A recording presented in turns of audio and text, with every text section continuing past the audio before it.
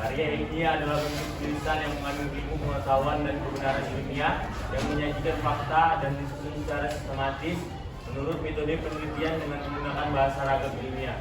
Nah, jadi karya ilmiah itu kan bersifatnya itu fakta. Maksudnya fakta itu dapat dibuktikan secara nyata. Misalnya nih, contoh fakta. Indonesia merdeka tahun 1945. Nah, itu kan fakta. Ada datanya, ada buktinya. Lalu disusun secara sistematis. Nah, karya ilmiah itu memiliki penulisan sistematikanya. Nanti akan kita bahas lebih lanjut. Nah, selanjutnya itu ada metode penelitian. Nah, metode penelitian ini contohnya itu ada dua. Metode kuantitatif dan metode kualitatif. Metode pengumpulan datanya itu ada wawancara, observasi, survei, dan angket. Sistematika penulisan bagian awal, bagian inti, bagian akhir.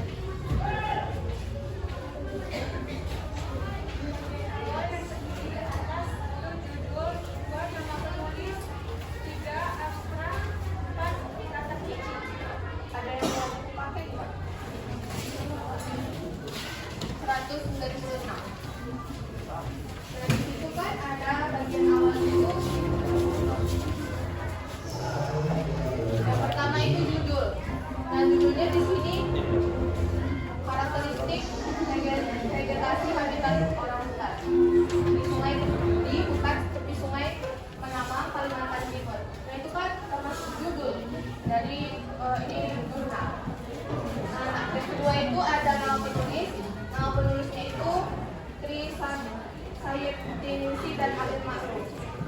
Dan yang ketiga itu ada abstrak. Nah, abstrak ini biasanya berisi kesimpulan singkat dari keseluruhan isinya. Nah, yang keempat itu kata kunci.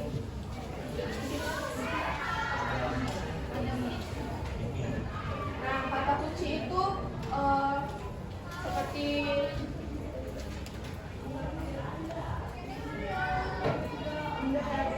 kata kunci itu seperti ini. Misalnya kan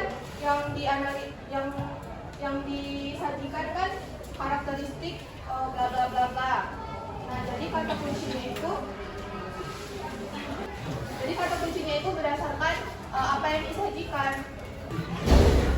Nah, yang selanjutnya itu coba. Oh iya, bagian tinggi sudah dilihatkan pendahuluan, 2 kata teori, 3 metodologi, 4 pembahasan, 5 kesimpulan. Nah, yang pertama itu ada pendahuluan.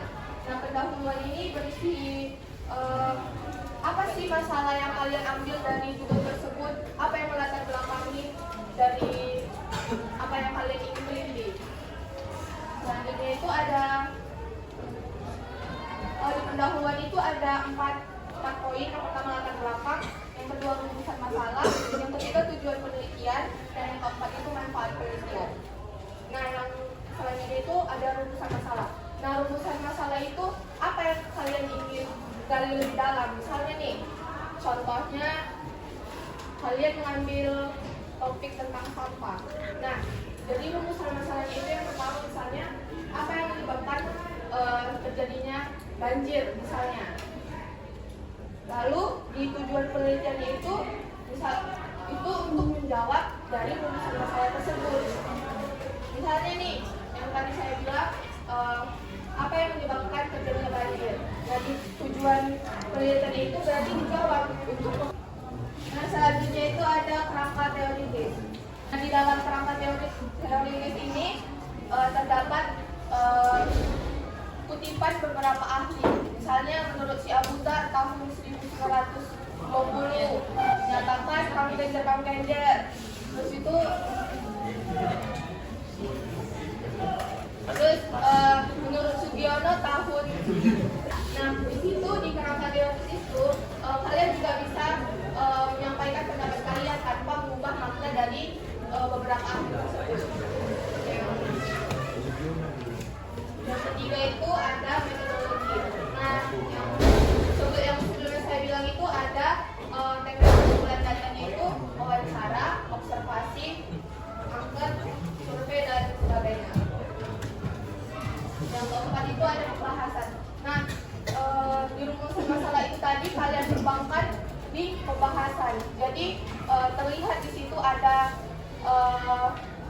adanya perubahan atau solusi atau tidak ada perubahan sama sekali dari yang kalian ini teliti.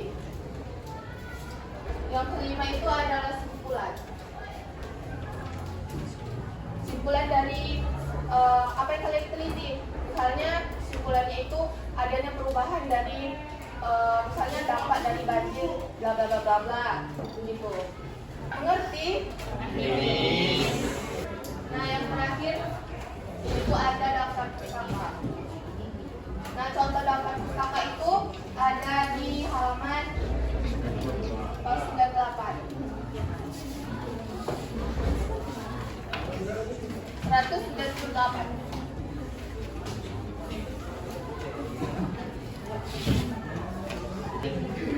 Nah, daftar pustaka itu diambil dari misalnya nih kalian ambil kutipan ahli dari buku ini misalnya. Nah, cara penulisannya itu yang pertama, misalnya nama kamu siapa? Al.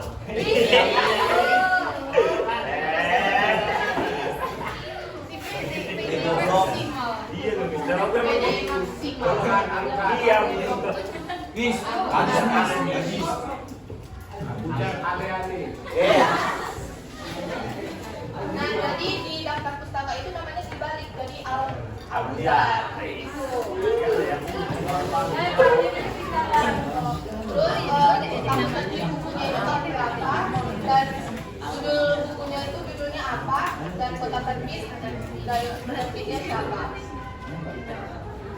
Jadi di sini Ragam bahasa. Satu, objektif. Pandangan yang bersifat fakta tidak dipengaruhi oleh karena pribadi. Dapat atau kepentingan tertentu. Dua, reproduktif. Informasi yang dibaca pembaca benar-benar sama dengan pengertian yang disampaikan penulis. Tiga, bermakna denotatif. Mana sebenarnya dari suatu kata sesuai dengan arti yang tercantum dalam kamus tanpa tambahan interpretasi pribadi. misalnya di dalam penelitian kalian itu atau karya yang kalian buat itu harus berdasarkan dengan fakta yang terjadi, jangan berdasarkan opini kalian. Terus yang kedua itu reproduktif itu informasi yang kalian sajikan itu harus benar-benar terjadi, harus benar-benar sama yang disampaikan oleh si penulis. Yang ketiga itu ada bermakna denotatif. Nah, makna denotatif itu adalah makna sebenarnya. Misalnya nih, contohnya makna denotatif dari rumah. Siapa yang tahu? Jangan. Makna sebenarnya makna yang terdapat di dalam kamus.